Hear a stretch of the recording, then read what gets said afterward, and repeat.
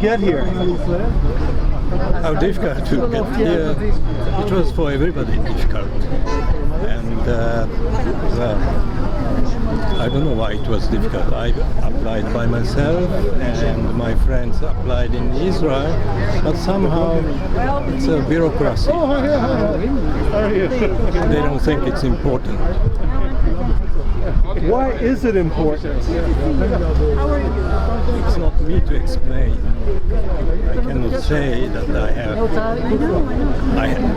I explain that I have to attend the ceremony and so on. But they don't care if it's ceremony or tourism, sightseeing. They have Ministry of Interior, I think. They have to obey, unlike my father who didn't obey. Tell me, your father was a great man. He saved thousands of Jewish people in Lithuania. What's it like being back here for the dedication of a square in your father's name? Oh, he would be very happy, but he would be more surprised that so many people, survivors, could survive, and now it's 100,000 or 200,000 descendants in all over the world. This is the happiness he would see, not the material that his name is becoming famous. If he could see so many people could survive, because my father told me maybe 2 or 3 would make it after he issued visa, 2,300 visa. He never believed so many people could go out from Lithuania and pass in Japan, and afterwards who would survive? This was his thought. Until he died, he wouldn't know. Anything else that you can think of that was special about your father, since we're honoring him here today? I remember in 1985 there was a garden in Beit Shemesh, and survivors came, and I came. We planted together trees, and I was surprised to see 25 survivors. I wrote to my father a letter. I met an old lady who was a young girl in Kaunas. She was waiting for visa, and my father came out and he said, ladies and girls, children, you don't have to wait here. You go home and wait. Tomorrow morning everything will be ready. So she was very happy to hear that. This is my father's character. You know? He takes care of the people. He's responsible for people's life. Thank you very much. Thank you. May God bless you and have a great time. Thank you. My name is Avi Losik. I work with the Sousa Mendes Foundation. Oh, yes. And Olivia Mattis asked me to come to introduce myself to you. My mother and grandparents were saved by Sousa Mendes in a fashion similar to the great deeds that your father did. I personally know some of the people who were saved by your father, rabbis that I had known over the decades, and I wanted to introduce myself to you, to thank you and your family. The Sousa Mendes Foundation recently had a square named for Sousa Mendes. It's only a little further away in Yerushalayim, right here in Jerusalem. We haven't had a ceremony yet, and I know it's difficult in COVID, during COVID, as That's difficult. Tell me your name and where are you from? My name is Blessed of Krakow in Poland, and I'm a resident of Israel since 1955. And tell me, what was your experience in Lithuania in World War II? Well, the experience was one that takes a full book to describe it really. Essentially, we all found ourselves between two dictatorships, Nazi Germany and Stalin's Russia. And everybody realized that being in Lithuania, or in the area of Vilna, which was still Polish, occupied by the Russians, was one of the most dangerous places on earth at the time. And everybody tried to get away. Now, most of the embassies and consulates simply closed their front doors. And two managed somehow to help. One was the Dutch consul, but the major, shall we say, help came from Sugihara, the Japanese consul, because the people really who left Vilna and Kaunas found themselves in Japan on a transit permit, and they stayed, instead of a week or two, about, on an average, I would say 6 months, 4 months. And the Japanese didn't say a word about it, were very polite and very nice. Now, Sugihara is the most unusual individual, in my humble opinion, at the same time, a very normal human being. And in a few minutes, I'll have to say something again. I'm not going to repeat it twice. After we got the visas from Sugihara, it took several months before the next step, which was also very, very difficult, and that was to get an exit permit from Russia, from Soviet Russia. Something which actually has never happened in Soviet Russia to a group of so many people. And we were actually afraid that asking for a permit like this was simply asking to be sent off to Siberia, which happened to quite a number of people too. But we were lucky that we got those exit permits, and when we found ourselves on a Japanese ship, a small old cattle boat, but nevertheless we were all very, very happy to be out of Europe.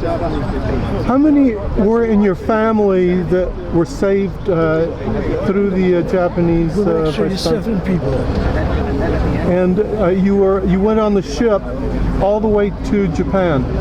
Well, it's only a 2 or 3 day journey. It's quite a short journey. Oh, okay. Yes. Oh, because you were from Russia, from Vladivostok. From Vladivostok to Tsuruga. Okay, I see. Okay. All right. Well, I'll look forward to hearing what you have to say. Thank you so much. I'm from Japanese media. Can I ask just a few questions? Can I ask you just a few questions? Yes. Okay. I'm from NHK, Japan's public broadcaster. And so, what do you feel like now this square is named after Sugihara Chune? Well, you know, we live in a very funny world. In many parts of the world,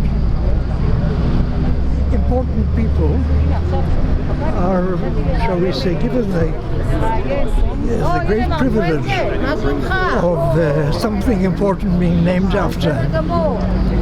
Sugihara has many, many such places, which is really wonderful, and it shows that people in all countries, in all societies, know about the man, and somehow want to do something to show their gratitude to the man. Here we have the Yad Vashem, which has honored Sugihara.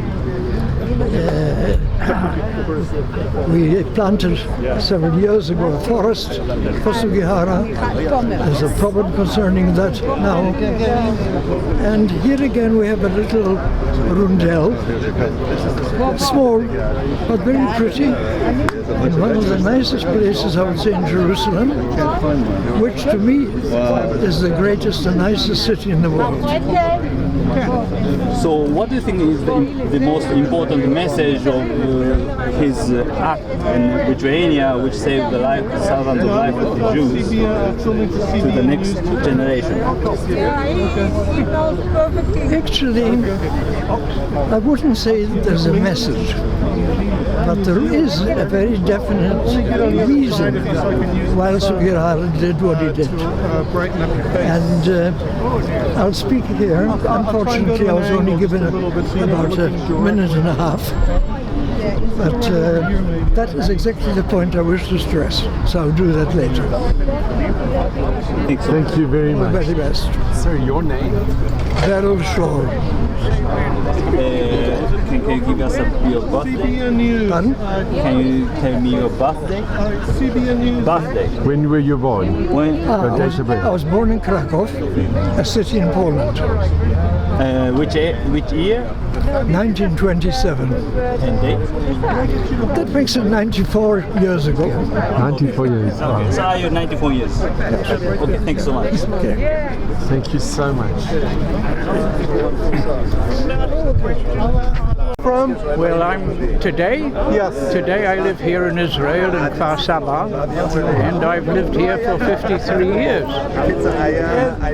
What is your experience with Mr. Consul Sugihara in 1940? Yes, well, in 1939, when the Germans came into Poland, my father decided no good would come of this, and so the same day we ran away toward the east, toward Russia. My father organized a bus, and then he organized a camel, a horse and cart, and we got into Russia on the roads. It was quite a trip. And we eventually came to Kovno, and then my father realized why we hadn't been caught by the Germans who were coming behind us. He didn't realize that the Russians had come to take half of Poland, and they blocked the Germans. In Kovno, like everyone else, they went to the Dutch embassy to get a visa for Curacao, and then they went to Mr. Sugihara's. Quite funny at Mr. Sugihara's house. My father saw lots of Jews, all of them waiting. He said, there's no way that the queue I can get a ticket. So he went around the house, and he saw the gate to the garden was open. He went in and he saw that the door to the kitchen was open, and a woman came out and splashed some water in the garden. He had nothing to lose, so he went into the house, and the woman bowed at him and he bowed back to her, and he saw some steps and he went up the steps, found himself inside Sugihara's house. This is breaking and entering, but he had nothing to lose. He hears running water from the toilet, and Mr. Sugihara comes out doing up his buttons. In those days there were buttons, no zips. Sugihara says, what are you doing in my house? He said, I'm waiting for you, sir. I need visas for my family. Otherwise, you will be killed. My father was sure that Sugihara would say, get out. Sugihara wanted to help. So he says, please come into my office. My father could hardly believe his ears, and Sugihara wrote the visa, wrote all the names, and well, I'm here because of that. Now, what did Sugihara do? He saved my father and my mother and myself. I went and got married, had 2 sons. They had 6 grandchildren. So you see how we multiplied in 3 generations. Now, multiply me by 2,000, 3,000 other Jews that Sugihara saved, and you'll have quite a lot of people. How old were you in 1939? A year and a half. I don't remember being in Kovno, but I was there with my parents. We took a flat, the joint helped us, a flat with several other refugees. They had nothing to lose. Those who didn't get a visa from Mr. Sugihara were taken by the Germans later and killed. Thank you very much. Thank you. Because the Nazis were the government of Germany. And he saved our lives, no doubt about it. I'm only here because of Sugihara. Your father. See? How old were you? Here she was, how old were you? 2. Before. Do you remember? Where's the other one? And this is a picture of my mother with your mother.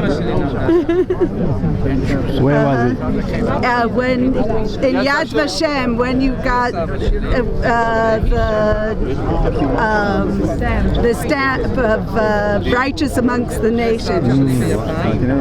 Yeah. Yeah. So if you could take a, David, just take a picture of yeah.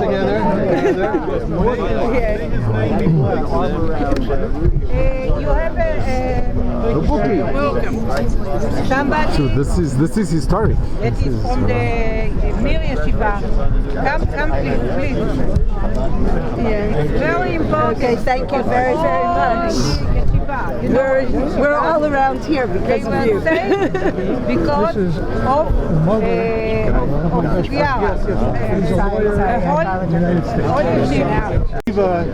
Okay. First of all, your name, please. My name is Rabbi Baron, Rabbi Elchanan Baron. My father was the famous Rabbi Leib Baron in Montreal. He was in Montreal, the rabbi, for 65 years. He was a Sugihara survivor, and we grew up with Chiun Sugihara. My father used to call him the Malach. My father called him the Malach, the angel. That was a common name that he was called among the survivors, definitely the Mir Yeshiva survivors. And it was my father's friends in yeshiva, Rabbi Zupnik and others, that went to, they heard that there's an angel that's prepared to give transit visas, and they went, and he said, how am I going to give 300 visas? And they said, we'll help you. And for 2 weeks, Rabbi Zupnik, this is already on video. You could have it. It's in the United States Holocaust Museum. The interviews with Rabbi Zupnik, how he spent 2 weeks in the consulate, and he made these complicated, helped the consul and his assistants make 300 visas. And while he was at it, he was helping to do as many as possible for other people that were there as well. I was just in the room. I was just in Kovne in the Sugihara house, and it was unbelievable feeling to be in the room that Consul Sugihara actually gave those visas. And I mean, it's every single person that survived Sugihara went on to make a family, and they have children. In my case, there's a few hundred descendants of my parents already. Several hundred descendants of. I'm the youngest son. I have 5 older sisters. They have many grandchildren and are married, and it's a huge family. And this is all due to the Malach that nobody understands still today. All the books were written about it. Nobody really knows why he did what he did and how he felt it. And it's important to state that people think that they were running away from that they were running away, especially the refugees. There were very few Lithuanians that were able to use the visas because they weren't able to get Soviet exit visas that you needed. But all the others, that means the refugees that were considered refugees from other countries, were able to get the Soviet exit visas, like my father and the whole Mir Yeshiva. In essence, they were running away from Stalin and from communism, because at that time the war with Germany was still a year off. Lithuania was still semi-independent, and it was still some kind of normal life. But the Russians had just announced that they are taking over Lithuania and making it a Soviet republic. So they were actually, in essence, they were running away from the Soviet regime. But regardless, the whole Europe was up in flames. There was nowhere to go. It was landlocked. Every single part of the story was miraculous, and there's no question. I mean, even when they got to the fact that all the Japanese along the way honored the visa. In other words, the Russians knew that they're sending them on the train, but the visas are going to be honored in Vladivostok, and they did honor the visas, and they honored them again in Japan, even though at the time it was quite clear that they had nowhere to go. They didn't have any of the rules that were necessary for the visa. In order for the visa to work, you needed money, you needed an onward ticket, you needed a destination. It was quite clear by the time that my father's group of many hundreds or thousands that got to Japan, it was quite clear by then that they had none of the above. But the local Jewish community in Kobe stepped forward to sponsor them, so that took care of the money. And then as far as the end visas, the government agreed through the help of Abraham Kotsuji, who's buried here in Jerusalem. He did a lot of work to extend those visas. These visas were originally only 10-day transit visas that he gave, and they ended up being there 6 months or longer. But the visas kept on being extended for another 2 weeks and another 2 weeks and another 2 weeks by local activists, and eventually they were able to stay. So those that could get real visas moved on, and those that couldn't, eventually Japan, before they were planning to attack the United States, they knew they had to solve the Jewish problem. So they moved all the remaining refugees in Kobe, they were moved to Shanghai. That's why people have a confusion. They don't understand Japan, Sugihara, Shanghai, China. They don't. At that time, Shanghai was a protectorate of Japan. So Japan just they could do that. They could just ship them off to China. So that's what happened, and because of this, it's there's tens of thousands of people that survived today. Just one more question. Could you lower? Yeah. Okay, right. That's fine. What is your feeling today with Mr. Sugihara being honored in this way, with a square being named after him here in Jerusalem? What's your personal feeling? One of the prime tenets of Judaism is to be thankful. It's one of the most central themes, and there's no way that we can thank Sugihara. We have to thank Japan as well, because in the end of the day, they honored the visas and they allowed the refugees to come to Japan. So we have to be thankful to Japan as well. But as we know, Sugihara did it on himself, on his own. It wasn't clear. Some say it was against the government. Some say it was somewhere in between. It's not clear. But either way, there's no question that he went out on a limb. He did something that no one else did. So the thanks doesn't end. It's to him. It's to his children, to his offspring, the generations. There's no. It's never enough. Whatever we do is not enough. It's just more and more to thank the Sugihara and the Japanese for what they did. I mean, me personally, I'm here because of that. So that's what it is. Thank you, Rabbi Barron.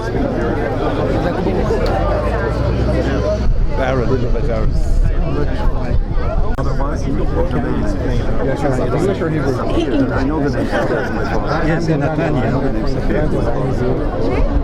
One of our presentations about his father. Yes. So we really wanted to give him a word. Also to visit the museum, but I understood you're full book this time. Yes, I understand. Okay. So try to do. Here's Les. Here we are. Remember you got my, I gave a talk and we were in touch by email. Les. Oh, this is wonderful. So glad to see you. I'll see you also on Wednesday. That's good. Right. Tuesday, so special. Okay. You can come earlier, 1 hour, 3 o'clock. At 3 o'clock on Wednesday. All the survivors' family and so All survivors will come. Great. Okay, so good to see you.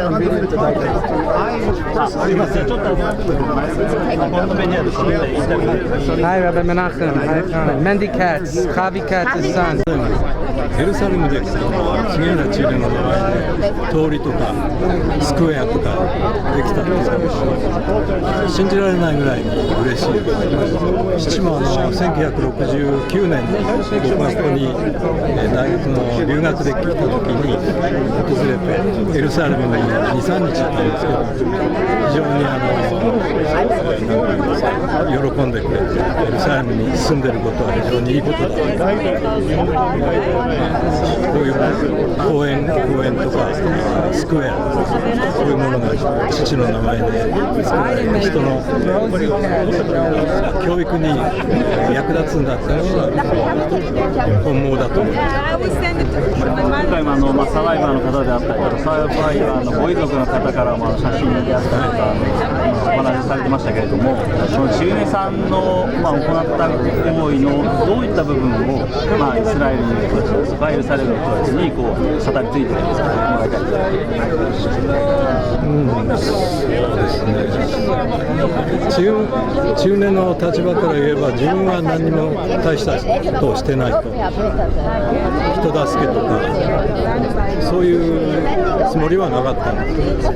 ただかわいそうだからビザを出してあげて、それでリトアニアを逃れてソ連を通って日本を経由してよその国に逃げられればいいだろう。その時もせいぜい2人か3人ぐらいしか成功しないだろうと自分では思ってたらしいんです。それがこんなに最近はもう何万人何十万人そのサバイバーの子孫が残ってますから、これは父が聞いたらびっくりする。実際に話されてみて、こうどんなお声をかけられたりだとか、杉原さん、ちぐねさんのしたことについてどのように感じられますか？ラマトガンで電車を待ってる時に隣の青年が Thank you very much. How are you? Bertie, how are you? I remember, Bertie, how are you? That's right. Thank God, Bertie. I remember very well. She does seem to say hello. Yeah, it's wonderful. This is also Survivor. This is Bertie. Bertie was a little baby and remembers being in the Sugihara's in the consulate. Really? And Wow. Ruthie, you know Bertie? Bertie was Wow. special. So we learned how easy it is to lose them, and then you're left with nothing to show. It's wonderful what you've done. Can I? Yeah, sure. My father was. Wow. This is my mom. The last. It's incredible. You know how valuable this is? Yeah. I mean, this saved your life. Yes, it definitely did.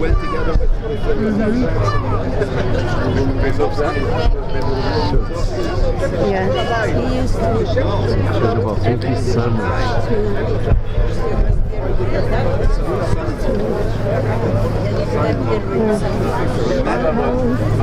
What? Just 1 second. And when she got the thing of righteous amongst for her husband, That's wonderful. right. That was your Kiko. What? Your Kiko, Sugihara. Her name was Yukiko. Ah, Yukiko, yeah.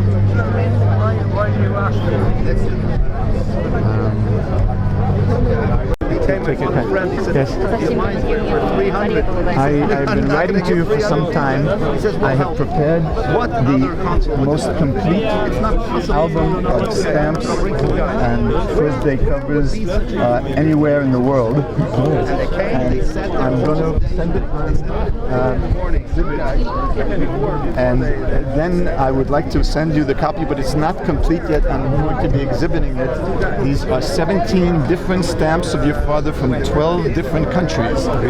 It's taken me since 2014. It's taken me 7 years to collect these, and I'll have it on exhibit, and then, God willing, at the end of it all, I'll be sending it to you. All right. This has been 7 years of work for me, and I've written you about it, and I'm very, very happy to meet you. I have the greatest love for your father, and you have been carrying on his name, and I have the greatest love for you as well. Thank you. All the best. My father was given. You must use the mask. Yeah, completely. But Yeah, everything. Did you get any of that? family.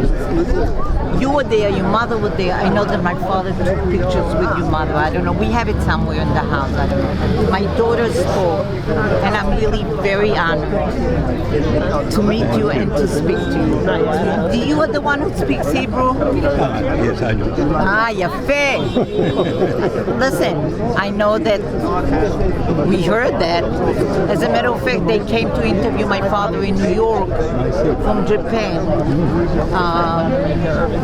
years ago. My father is gone already, said a few years. Maybe 30 years ago. Stand here for a picture for me.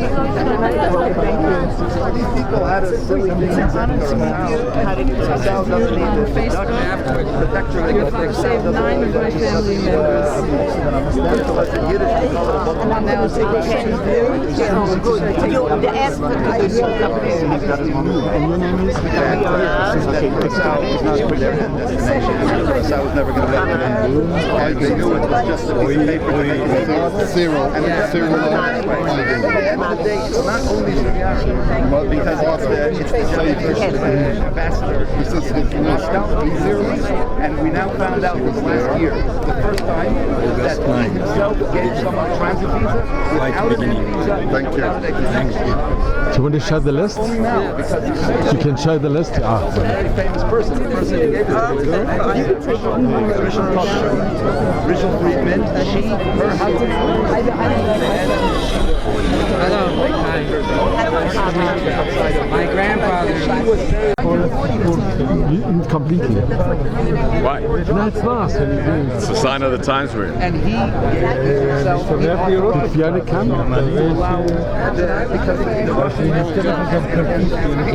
You're the granddaughter. Oh, he got water. You're the granddaughter? Yes, I'm the granddaughter. I was bringing you water. My daughter. Your daughter. Yeah, I'm his daughter. June is granddaughter. Can I introduce myself? Yes, I'm the son of somebody who your grandfather saved, and this is my son, the next generation, and he has a daughter. Why? As well. Because they didn't have a sponsor. So They didn't have it. So we have. What is your name? My name is Raskin. My mother's name was Mushovsky. And my mother, her sister, and her parents, and cousins, and many cousins. And I'm alive. I'm here. Wonderful.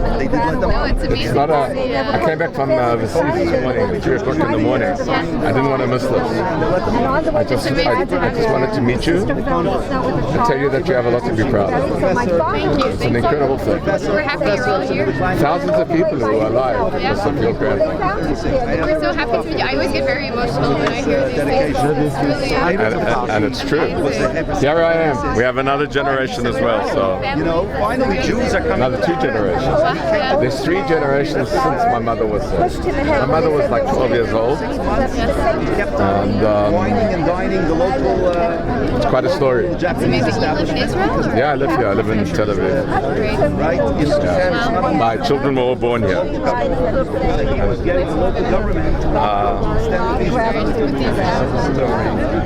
Your father speaks English and Hebrew. Yeah, I don't speak Hebrew, but it's amazing. Yeah, he's amazing. Yeah. The mother, No, it's it's a big, I want to say thank you to your father. she did the museum. Yes? Okay. It's wonderful. And where is she now? In Japan. Still in Japan. Mr. Sugihara? Yes. I am the son of a woman who your father saved. Saved my mother. She was like 12 years old. Her sister and her parents, and many cousins as well. And I'm first generation and another 2 generations. I have 3 children. I grew up in Africa, in Zimbabwe. I managed from Kobe. They managed to get to Zimbabwe, and I grew up there. And I want to thank you. We have a large family would have been nothing if it were not for your family, for your father. I came back from overseas today. At 3 o'clock in the morning I landed, and I said, I'm not missing this. I wanted to come and meet you and to thank you personally. On behalf of all of my family. Thank you. Everything of the best to you and to your family. It's a pleasure to meet your daughter. Where do you live in Japan? I live in Tokyo.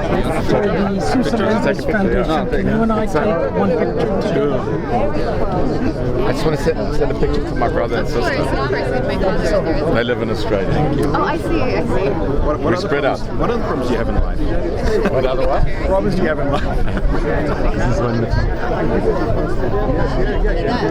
Thank you very much. Thank you very much. I say shalom.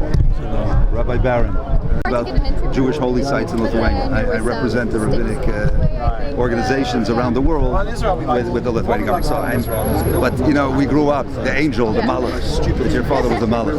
But there's the person who told it to me, he's almost 100 years old, he's clear as a bell, and he just lost his son, his young son, who I grew up with. And I was there a few days ago, it's here in Jerusalem, and his daughter, who's older than me, he's in the 60s, she says she remembers it clearly. And I went back and I spoke to him. He told me the speech that your father gave. I cannot find anything about it. I just realized yesterday that there was a Yiddish newspaper in Canada, and I know a Canadian historian that I'm going to ask him to look through 3 years from 1968 to 1971. It must have happened to look through 3 years of newspapers and find something about this event. But they are absolutely clear as a bell that this happened. The question is, if you have an hour in Jerusalem to visit this man. He just lost his 60-year-old son. He's almost 100 years old. He travels to Poland all the time. He's very famous, this guy. He gives lectures on the Holocaust. He's almost 100 years old, clear as a bell. If you would meet with him, I think it would be a big lift after he just lost his son, and then hear it from him firsthand, and then let's try to make sense of this. That, you know, if this is true, then my father made the first ever public recognition for your father, and this is a huge thing. I went to the United States Holocaust Museum to look for things. I'm going, since I spoke to you, I've been going crazy trying to find some record of this event in Montreal. And so far I have not been successful, but this fellow's alive. He's alive and well, and he told me what your father said.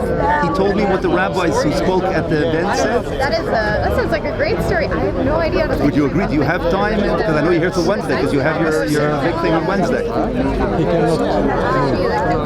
The thing is, movies. Maybe. Yeah, but I want more than that. I want you to speak to him in without it should be 20 minutes. When I was young, my father never. An hour earlier on Wednesday. Let me see. I see what state of mind he's in. He just got up from sitting. We sit for 7 days. He just got up yesterday. I'll see what what state of mind he is if he's allowed to do it. I didn't get back to you then because I've been still researching it. I have no further information. That's why I didn't get back to you. Along the years, I am figuring out the story myself, and I'm still puzzling the pieces together. You think that you might have it? Where are you staying? You're staying at the YMCA? It's a hotel there or across the street? YMCA has a place? Well, he's a little, he's kind of...